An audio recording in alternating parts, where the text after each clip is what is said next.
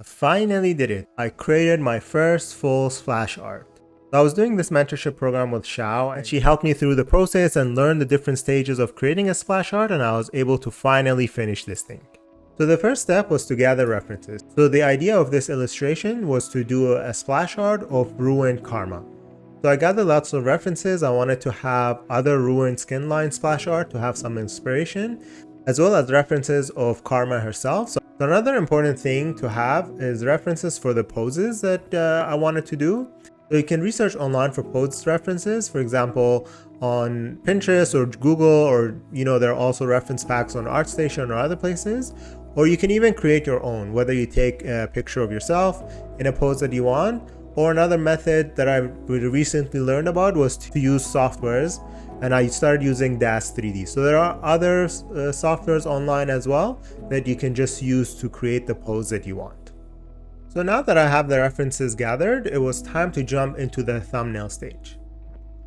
So this is the first stage, and the idea here is to try and figure out some ideas or poses or different scenarios for the splash art and really sketch it out. So I wanted to, even as practice, spend lots of time on the sketch phase here, on the drawing phase for the thumbnails, to really add the details and have lots of stuff in there. So the struggle that I had was really trying to figure out these angles. You can see in League art that a lot of the splash arts have really interesting perspective or angles, and they really try to make these, foreshortening or extreme angles in the poses, and sometimes that can be challenging, and I really struggle with those extreme angles. One trick that I found really helpful for me was, sometimes I would draw a pose and it would be very static, so I would try and just rotate it, and adding that rotation will give a more interesting angle or perspective for the illustration. It was just a fun way to do things, to try and experiment and figure out what angle works best. But obviously that doesn't fix the pose itself, it just makes the scene a little bit more dynamic. So after trying a few different poses and trying different things, I had my 4 thumbnails, and it was time to get some feedback from Xiao on my progress and what we think we can improve on these thumbnails. So here are the main things that I had to fix. So the first thing was that the poses were too stiff. I needed to exaggerate the pose a bit. And then the second thing was to think of the perspective and the angles and make sure that I have the forms correctly. Sometimes I would try to draw something but would completely forget about the perspective, and then it would just look flat or something would just look a bit off. So Xiao went through each of these thumbnails and provided feedback on how we can make it look better. One of the easiest things that we can do when doing the poses is to have the shoulders and the hips facing different ways, or the angles to be different. That way it will add some interest to the pose. And then finally, I just picked one and we decided to work on that and improve the pose a bit and then move forward into the next step. So I went back from after the feedback session and worked on the sketch and took the suggestion and applied them on the drawing to get it to the next stage. And you can see that at this stage, a lot of the details are there, and I really took my time trying to do this. So obviously the pose is a little bit different than what it was to begin with, but the idea was still there, and we just took it and improved it and took it to where it is now. Before I move on to the next stage, I will have the sketch time lapse play out a bit in a speed that is okay to follow for you to watch. I will also do that for the rendering phase, and you'll see that in various spots. You can always skip to the next chapter if you want to see and hear how I did in the next stage.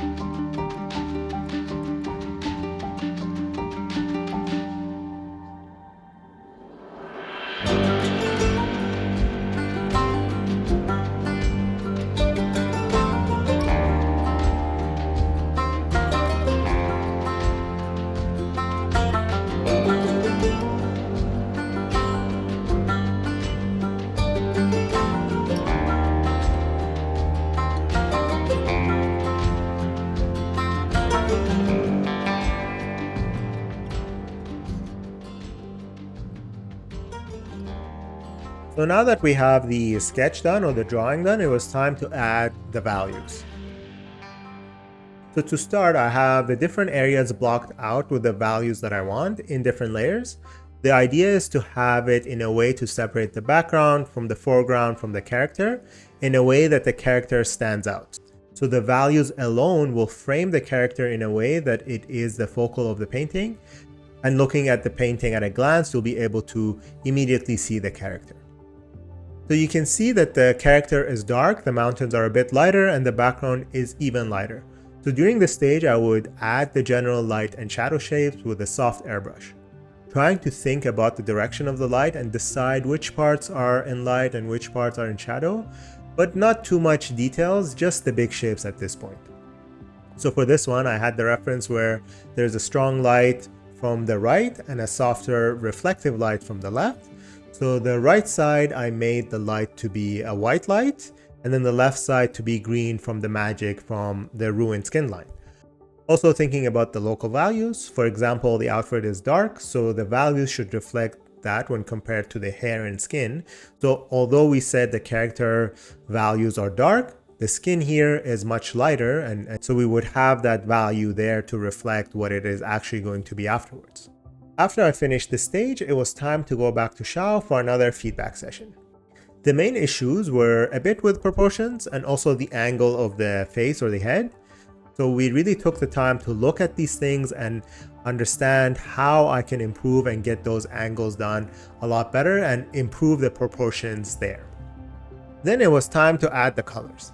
Adding colors is actually very simple at this stage because some of the values are already there. So at this point, I still don't want to add too many layers. I would create one new layer for each existing layer and clip it to the layer.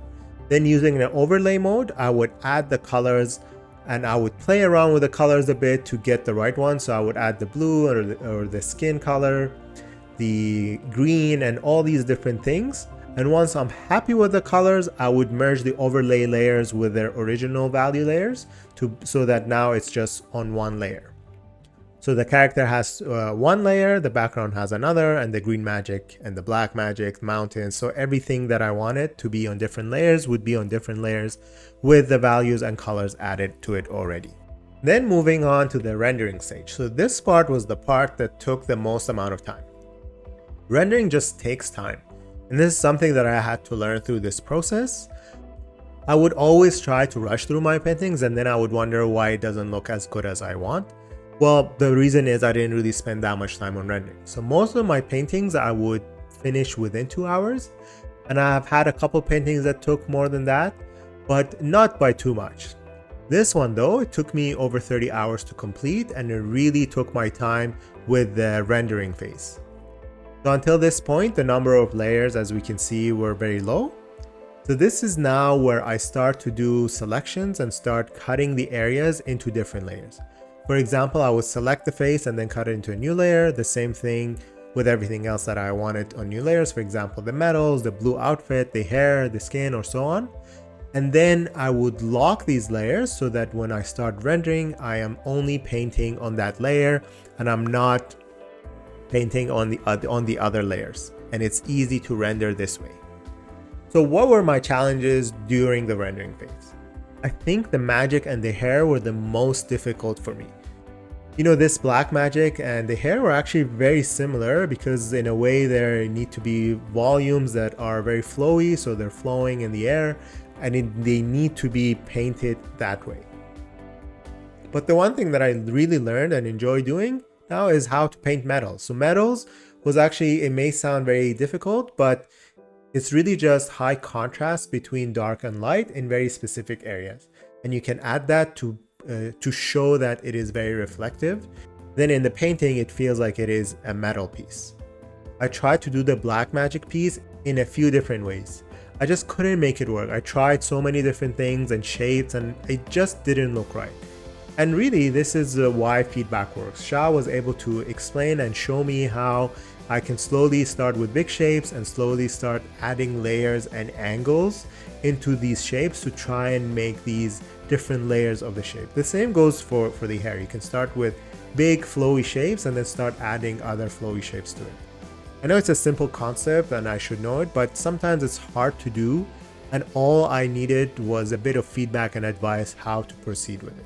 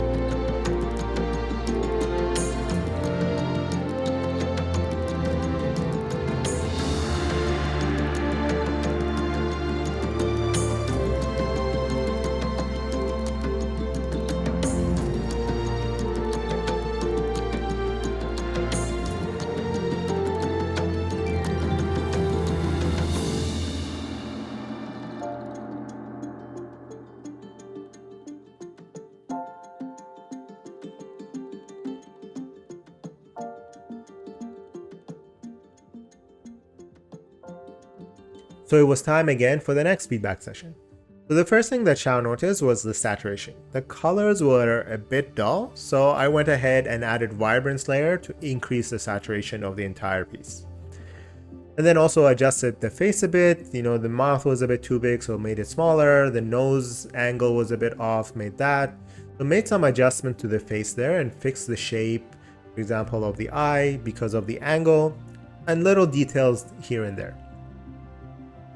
Then also some other things that we got from the feedback was to make the eyes a bit more contrasty, so add more contrast there and remove the highlight. The reason we removed the highlight in the eye was to make it look like there's no life in it based on the skin line and the theme of the painting. Also went in and changed the hair color to be more blue rather than green, and added a bit of that blue environment from everywhere else into the skin as well, so that the painting looks like it is part of the environment. Something about the lighting that is interesting is that sometimes in splash art, they add an extra light that is a bit strange. So for example, in this official splash art, you can see that there's this blue light added to the back and it's on some pieces, but there's no really source for it. You see the magic is green and you have all these different things. So you can understand the green or the white light or the blue from the environment, but then there's that really harsh blue highlight on some pieces. And the idea is we can add that, but we need to be very mindful of where we add it so it makes sense. So in this piece, it's only in the back there. So then we know that there's a blue light in the back and it is reflecting on some parts. So at different stages, it's good to also take a step back and look at the overall piece. So one of the things that we also saw is that, you know, the silhouette maybe is merging a little bit, especially at the hair. So we wanted to make sure that there's contrast there. So I made sure that, you know, parts of the head from the hair and the magic are much lighter than the background itself so that the silhouette can read very, very nicely. Also, I made the magic a bit darker and wispier for the same purpose so that, you know, the silhouette of the head stands out when compared to the magic. The background that I had painted was generally okay, but it needed some refinement. So I took another shot at it. And I tried to use a harder brush for it to refine the edges. And also I got to experiment a bit more with textured brushes to add some details. It's also important to consider the direction of the light when doing the backgrounds. And then I also redid the whole black magic part to make it look more interesting. And, you know, taking the advice from last time, I made sure I redo it so that I can apply things from the beginning. And it looked a lot better after that.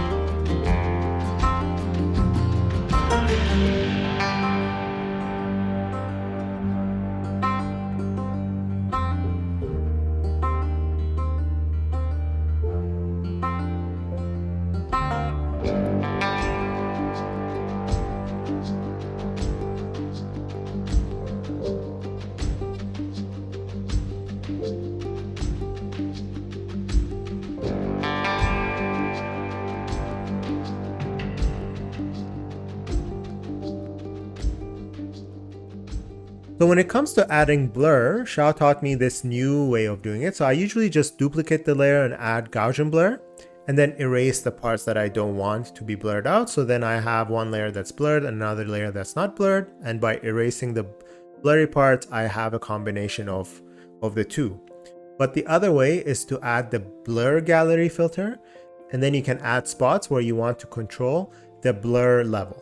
So I could add 2 or 3 spots on the same layer. For example, for the black magic, I added 2 or 3 spots, and then the spots that are closer to the hand would be not blurred, and then the part that is coming towards the foreground, I would blur that because it is not the focus. And it was very easy to use this filter mode to adjust and play around with the amount of blur. Then we finally went back into the last feedback session, and here was all about the final adjustments. It's good to take a look at the values again and see if the contrast work and where is the highest area of contrast and does the character read well. Then add some final adjustments like adding highlights. I fixed the hands a little bit and added more contrast there as well and refined it. Made the magic look a bit more interesting. And here is good time to really experiment with different brushes. If you have different brushes, try and see what you can add to make it look better and add some excitement to the piece. For example, I really played around with a few layers or a few brushes to add the magic pieces and add more interest to the magic pieces. And added some highlights, to the lips or the armor and different things like that. When adding these highlights and these extra colors, it's good to play around with the different layer modes as well. So I usually try and play with these 3 modes: hard light, overlay, and color dodge. Soft light also works sometimes, but these are the main 3 that I like to work with. Also, it's a good time to, at the end, to look at the curves, play around with the curves a bit, see if you can adjust the curve a little bit to make it look a little bit better. And then if you want, you can also play with the color balance mode. And all of these things are just final adjustments, and you usually don't want to make too big of a change here. It's just some minor tweaks. So as you can see, there was a lot involved with doing this painting here, and it took me, as I mentioned, a long time to fine-tune it and finish it. I think the early stage is important, the thumbnail stage is important. If we have that perspective and the pose and all of that and the composition done well, then the painting can turn up well. And then the other important thing is to really take my time and your time with rendering, because rendering just takes time. Don't try to finish it too quickly, and try and really spend the time to render slowly all the different areas until it looks the way you want it to look. Thank you for watching, and see you in the next one.